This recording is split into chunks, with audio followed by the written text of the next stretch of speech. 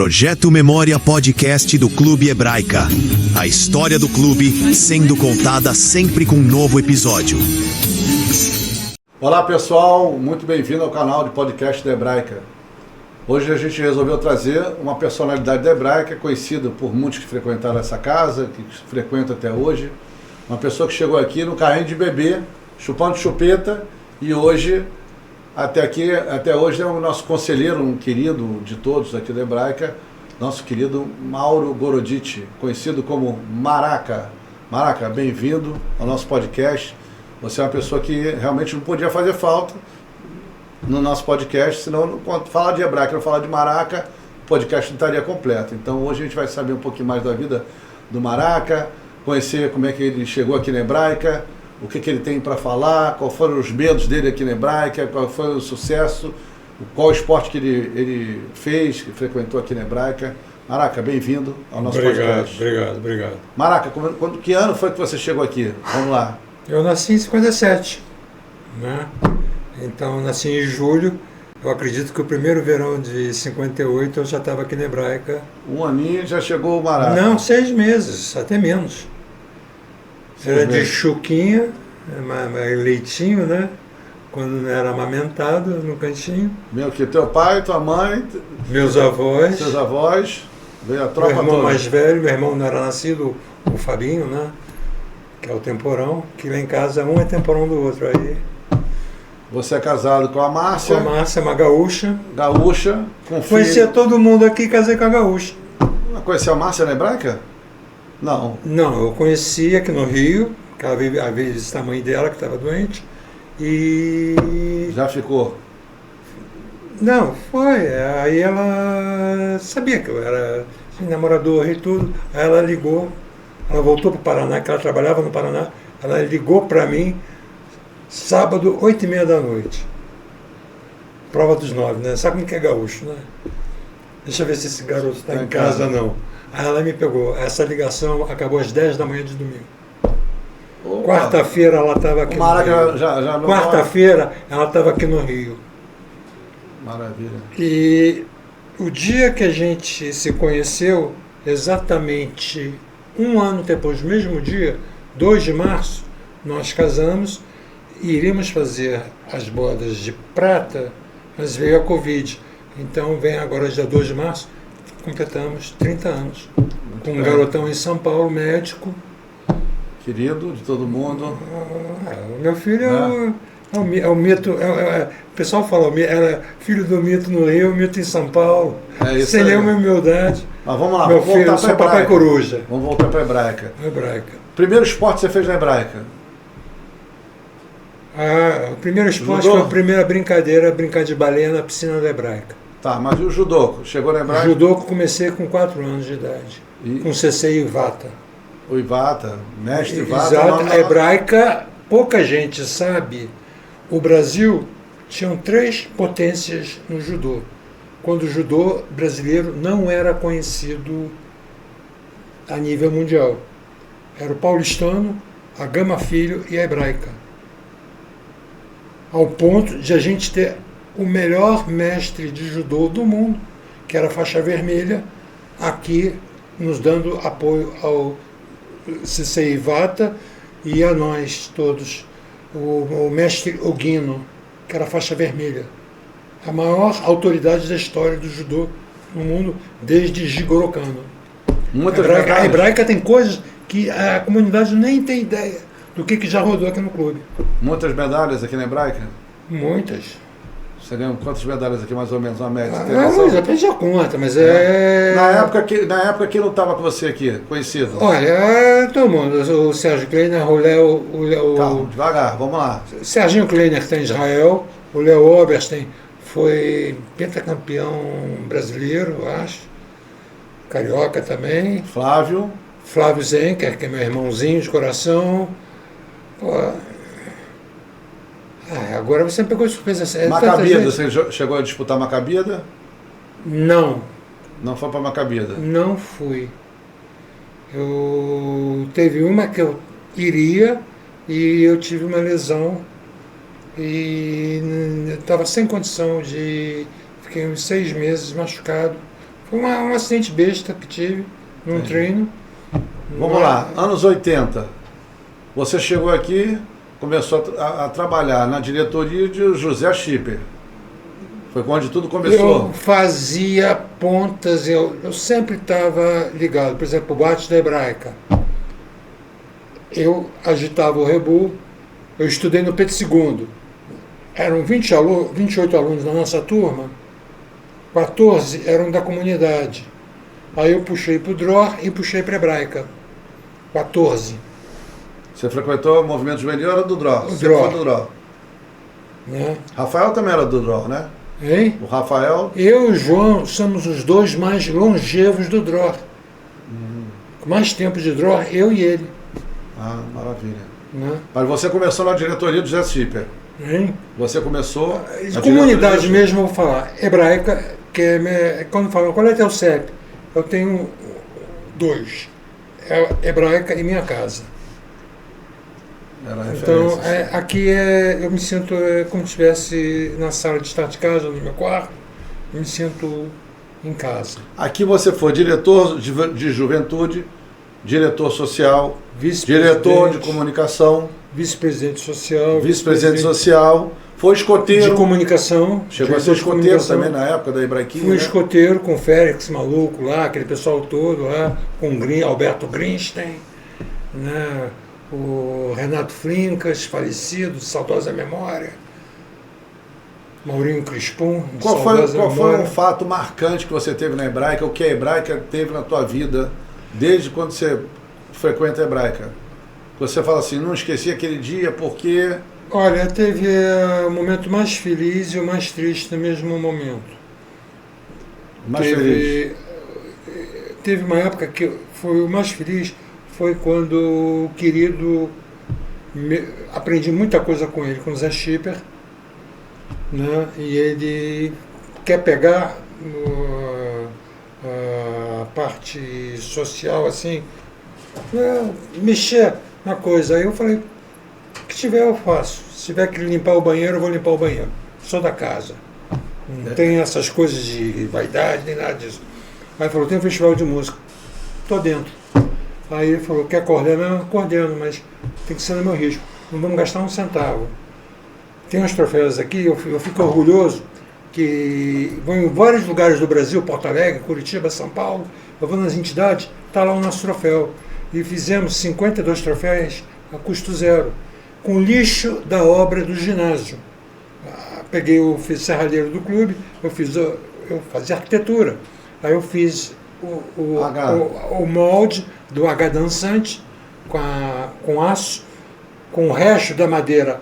Eu mesmo torneei a madeira na máquina, né?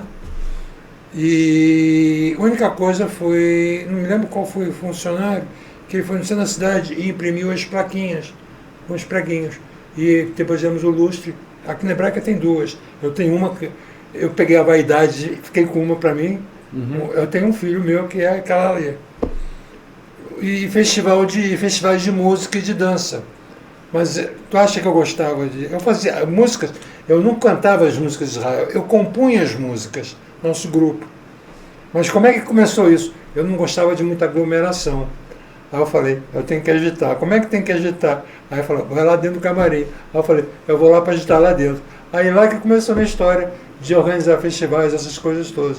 Com música racística, música israeli. Que apresentava na época? Herinho, Rosenberg? Harry com a Rosete Rubim, o Alberto Léo, a Clarita, a Varda cantava na época com Chivata Menino. Fazendo uma parte aqui, o Alberto Léo foi marcante aqui, lembrar. Né? Alberto Léo, como é que eu posso falar para você? É um irmão que depois de a gente ser extremamente os melhores amigos, nós descobrimos que éramos primos de 3º grau. Mas na Hebraica, Hã? na Hebraica, Alberto Léo foi uma pessoa que marcou a época Não, também. Alberto Léo, tudo. Ele era... Dispensa comentário. Eu estou em Teresópolis, ele estava comigo. Ele estava na casa dele, eu ia para lá. A gente morava próximo, em Copacabana, ali em Barra Peixoto. Teresópolis, a minha casa era a casa dele, era um irmão. Eu tive 2 irmãos, mas eu tenho O Márcio saudoso falecido, tem o Fabinho, muita gente conhece, meu caçula, né? Meu irmão caçula, e tem um irmão, todo mundo tem sempre um irmão do coração. E eu tinha o Alberto Léo e o Marcelo Schiffman, que também faleceu. E isso mexeu muito com as minhas estruturas, mas superei, a vida continua, estou aí, segue a vida. Aí eu te pergunto, você falou um momento bom, e o momento que você falou Não, que o momento bom que eu consegui fazer esse festival estava muito bem organizado. E o momento triste foi que as meninas e as crianças da Razito foram para o Parque da Cidade para fazer as faixas para o festival de tarde. E na volta estourou o pneu o freio do ônibus, de uma escola judaica, e o ônibus desceu a Marquês de São Vicente sem freio e as meninas faleceram nesse momento. Isso foi nos anos 80 e poucos, 84, 85, alguma coisa assim. E tínhamos começado o festival, a gente não estava inteirado, não existia celular, não tinha aquela eficiência que nós temos hoje de comunicação. E começou o Alberto Léo, o Andrezão, o Clarito, começaram a apresentar o festival. Aí foi a notícia. Falaram para mim, aí eu fiquei assim, não estava sabendo de nada. E estava já na terceira dança. Aí eu fui no balcão da escadaria ali, que dá para ver o pilotis, todo mundo no pilotis chorando. Aí foi uma loucura aquilo ali quando eu cheguei pro Zezinho Schipper, falei, Zé, vamos parar, não há condição. E tinha uma pessoa que veio de São Paulo, porque queria o festival. Não vou dar nome, porque ele não está mais entre nós, então não vou dar nome dele. Mas ele falou, não, vai ter que ter festival assim mesmo. Eu falei, não há condição, não temos condição. E o Zezinho, ele prevaleceu a ética de a gente respeitar não só as perdas, mas os familiares. Claro. Isso é hebraica, ou seja, hebraica é ética, a história da hebraica, se a gente chama de casa do Ishmael, porque esse respeito sempre existiu em bons e maus momentos. Sim. A gente teve aqui coisas sérias para decidir, coisas lindas para decidir, então aqui sempre prevaleceu isso aqui e sempre manteve. Por isso que a gente vê tudo isso aqui hoje funcionando assim, devido a essa cultura do clube. Sim, sem dúvida. Agora eu te pergunto o seguinte, qual é o seu maior medo na sua vida hoje? O que o Mauro Gorodich tem? Qual é o seu maior medo, Mauro? Eu não tenho medo, eu tenho temor. A comunidade do Rio, ela está se esfacelando. Meu filho está em São Paulo, não vai voltar mais para o Rio. É médico, está muito melhor do que aqui, comparado aos amigos que eram tão bons ou melhores do que ele na escola de medicina. Está feliz, está bem. E há planos a médio prazo de até eu ir para São Paulo também. Não vou negar isso. Agora, o que me trava é o amor que eu tenho pela comunidade e tudo. Mas eu aprendi com o Rabino Stauber que a gente às vezes procura sempre um lugar onde tenha uma comunidade maior para viver, né, para manter a tradição da família, a tradição da cultura. Agora, eu vejo no futuro uma coisa muito otimista, que o vento sempre muda de direção. Eu acredito que muita gente, não do Brasil, de fora do Brasil, vai vir para o Rio de Janeiro, para São Paulo e para o Brasil. Porque se você for analisar Brasil, é um paraíso. Se a gente olhar para baixo, a gente está vendo riqueza. Então, quem quer investir, a gente tem o 5º maior lugar do planeta para trabalhar e investir. Por isso que eu acredito nisso aqui. E qual é a tua opinião hoje sobre a comunidade judaica carioca? A comunidade judaica carioca, ela tem que estar mais unida, mais ligada. Eu não quero ser crítico, não, mas ela tem que ser menos vaidosa e menos elitista. desculpe falar isso assim, mas isso está afastando muita gente da comunidade do Rio. Né? Eu falei isso uma vez no programa do Ronaldo, eu tenho a gravação comigo, e eu falei exatamente sobre isso. Então, esse é meu temor. A gente cria bolhas, e eu pergunto aí uma vez, vamos fazer na hebraica? Não, fica fora de mão. Aí eu não aguentei e falei, eu vou pro sarcasmo, que eu sou um piadista também, não nego. Aí eu falei, realmente, a hebraica é contramão. Eu acho bem mais em conta, bem mais barato, pegar um avião, vamos para Orlando e vamos ver o Pluto, o Mickey e o Pateta na Disney, que é muito mais perto, muito mais em conta. Ou seja, é uma crítica muito forte, porque para muita gente atravessar o túnel Rebouças, minha casa vivia cheia de gente. Eu fui morar na Tijuca, nunca ninguém lá apareceu. Foi bom, porque sobrou tempo para mim, eu estudei o triplo do tempo. Enchi minha biblioteca de mais livros. Né? Então, isso, acho que a comunidade tem que estudar isso melhor e vir aqui, visitem Hebraica, que tá. Eu não vejo nenhum clube no Rio hoje. Não estão devendo nada a ninguém, né? Não, eles estão nos devendo, porque nós estamos melhores do que eles. Inclusive os lá do Leblon, da Zona Sul, com manutenção, infraestrutura e tudo mais, nós estamos dando um 7-1 em todo mundo. Maraca, você viu a Hebraica antes, nos anos 80, na fase auge da Hebraica cheia, 70, 80, Roberto Carlos, Jô Soares, Moraes Moreira, Kid Abelha, MPB4, Barão Vermelho, enfim. Rogério Jonas Zilberstein tocando na parte de juventude, viu aquele sucesso. Aí a Hebraica entra no declínio. E hoje, como é que você vê antes, o durante e o atual? Você falou anos 80, eu vou falar anos 70. Anos 70 tinha um problema. Você estava com fome, você fez um esporte, uma atividade, brincou e tudo. E tinha que ficar quase que uma hora na fila para comprar o ticket, para pegar um sanduíche e uma Coca-Cola. De tanta gente que tinha na fila da cantina. Que o clube lotava. Anos 70. 50 a 60 atividades ao mesmo tempo. Você está falando dos anos 70? Anos 70. Tá, anos 80. Buffet, domingo, era para mais de 2.000 pessoas. Comida maravilhosa. Do seu Pessoa, do seu Pinto. Entendeu? Nota 1000. Anos 80. Anos 80, eu já estava mais crescidinho, rapazinho. Né? Era boate, que lotava.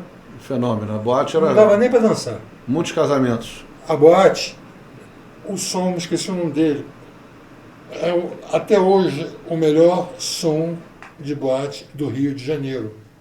Tem 186 placas de som, aquele teto. Foi feito pelo Mauro Malar, arquiteto, o projeto. E o DJ, conhecidíssimo? É o Xexé.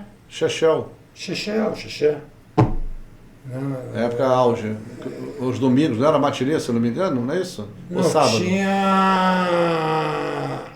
o pessoal mais novo e o pessoal mais velho, de mais tarde. Domingo, matinê e soirée, mais tarde. Bombavam. E tinha o pessoal mais velho, né, os singers, né, sábado, sexta-noite, uma coisa assim. Aqui, Braga, tudo. Olha, a gente estava aqui nessa sala aqui era uma diretoria, aí tem outras aqui. Aí a gente estava aqui com uma reunião, estava todo o Zé e todo mundo aqui, aí chegava, era o Sam e o Misha. Aí a gente estava, quem é que vem? Aí, olha, vem Moraes Moreira. Como é que vai ser? Vai ser jantar dançante. Aí o Schipper falou, chama o Misha. Aí chegava o Misha, entrava, olha, dia tal, Moraes Moreira, 1000 lugares de Salão Nobre. O Misha pegava o caderninho dele, é para já. Ele ia lá no sexto andar, no quinto, onde tinha departamento de diversão. Ele chegava para cada um nas mesas lá, você está com essa mesa, você está com essa mesa, não sei. Aí, meia hora depois, ele voltava para cá. A gente estava ainda pensando como fazer e tudo, falou, ó, 85% já está vendido. É outra época. E jovem pagava um raio, R$18, um preço simbólico. Ficava em pé. E tinha lá um buffet que tinha lá uns canapés. 18 reais, um raio. 18 cruzeiros. 18 cruzeiros. Cruzeiros novos, eu não lembro. 3.000% de inflação, a gente não sabe o que era, mas era um preço simbólico que não pagava um sanduíche. Entendeu? Era para você não receber de graça, você comprava. Sim. É questão de atitude, né? Para as pessoas valorizarem isso. Sim. E aí você falou dos anos 70. No dia da ideia, que a gente estava em contato com um empresário, já estava 85% vendido em questão de minutos. Você falou dos anos 70, agora dos anos 80 e o atual. Aí anos 70, anos 80, Aí veio a construção do ginásio. Eu era do conselho, fui crítico, porque era o sócio remido. Eu falei, os remidos são as pessoas que a gente mais conta na Hebraica. Não é questão de doação, essas coisas, não. O clube ele tinha fontes de renda, não como hoje. Ele era diferente. Bem diferente. 300 pessoas, 297, algum número assim, não sei de cabeça assim, você sabe muito mais do que o número. Deixaram de pagar o clube. Eu falei, eu não entendo de economia, eu sou um acadêmico aqui, eu sou um estudante, terminando arquitetura. Terminei aliás, vou terminar arquitetura. Isso vai dar problema, porque a conta não vai fechar. E eu não entendia nada de contas. Eu trabalhava e estudava, eu trabalhava até com minhas coisas e tudo, sabia algumas contas, mas a esse ponto não. Mas eu sentia ali, olha, isso vamos ter problemas. E aconteceram que nós ficamos estrangulados até quando o Schipper entrou, que foi o final do ginásio, todo mundo com a corda no pescoço, foi uma loucura. E isso está existindo hoje. Eu posso falar para vocês, se vocês acreditam em milagres, aqui é um milagre acontecer. Que isso aqui está funcionando. A gente não sabe explicar como. É um milagre. É trabalho, né? Muito trabalho para a gente chegar como é que chegou até hoje. E da a forma gente chegava às 3, 4 da manhã aqui embaixo. Eu, Alberto Léo, Carlinhos Show, Jacozinho Zaidaf, Pedro Zontak, Schmil, o Samuel,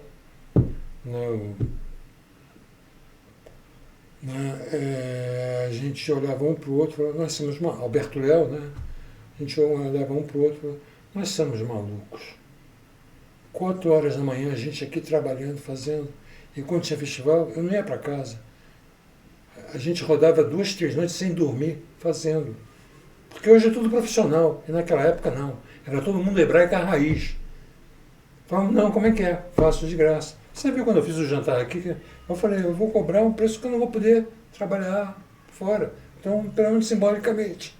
E paga o funcionário e a alimentação. E nós enchemos o salão aqui, tem as fotos, né? Deve ter vídeos, né? E você estava ali, você viu, e o que me chamou a atenção é que pessoas vieram a mim, me abraçaram, chorando, falando, há 20 anos eu não provava essa comida.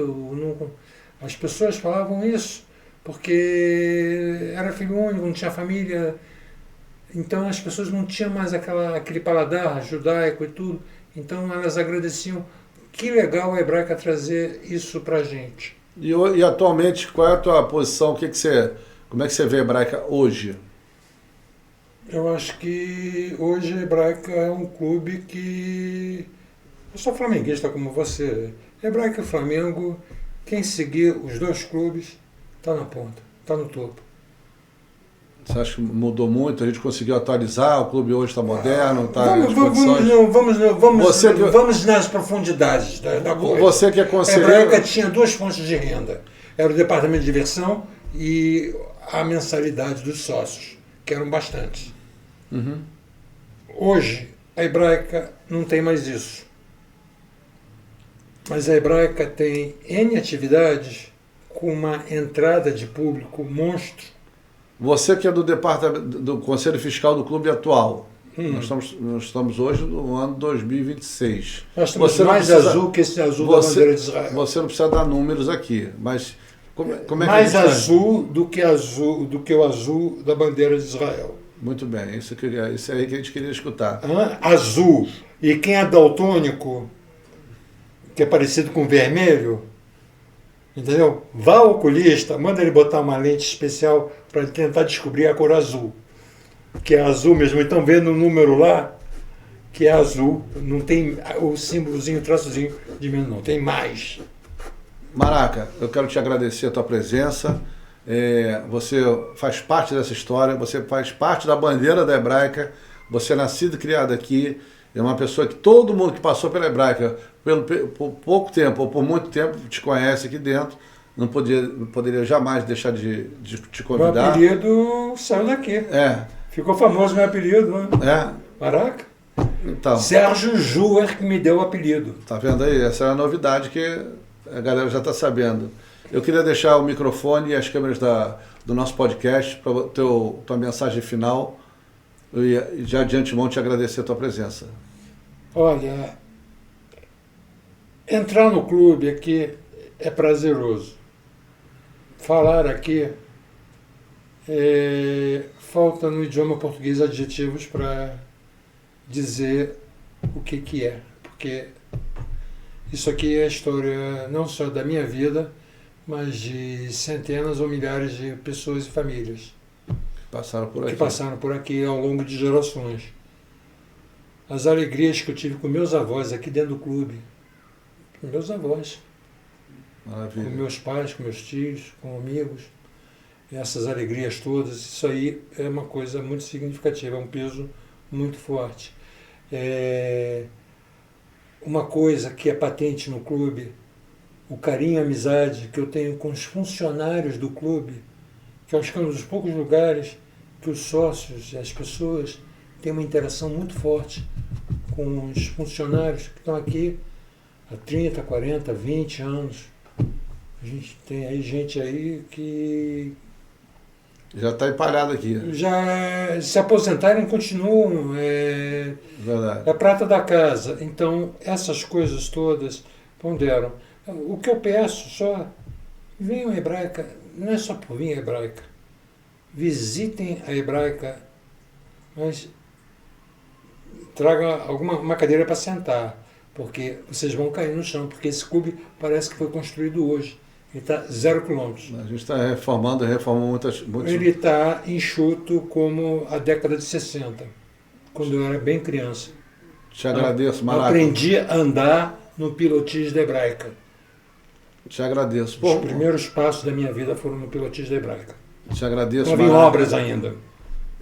Por mais maracas, né, na nossa Hebraica, que venham outros maracas, que venham outros Luizes, que venham outros Shipper, né, que venham outros Shur, enfim, todo mundo que passou por aqui, deixou seu legado, seja trabalhando como voluntário, seja na diretoria, na presidência, ou como conselheiro, ou que doou o seu mínimo tempo, ou seu máximo tempo, que venham mais pessoas para nos ajudar aqui. Uma coisa que não foi falada, e pouca gente se lembra.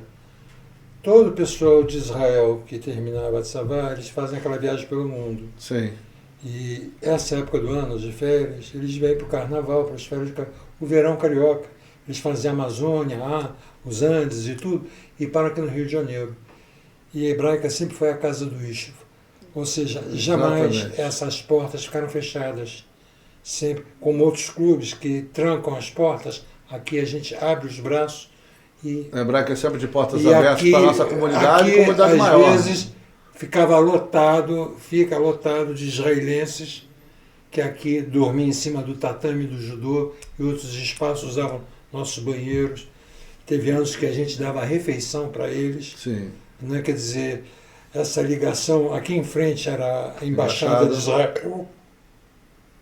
Então, a gente tem essa ligação extremamente forte e temos uma história que é uma coisa linda.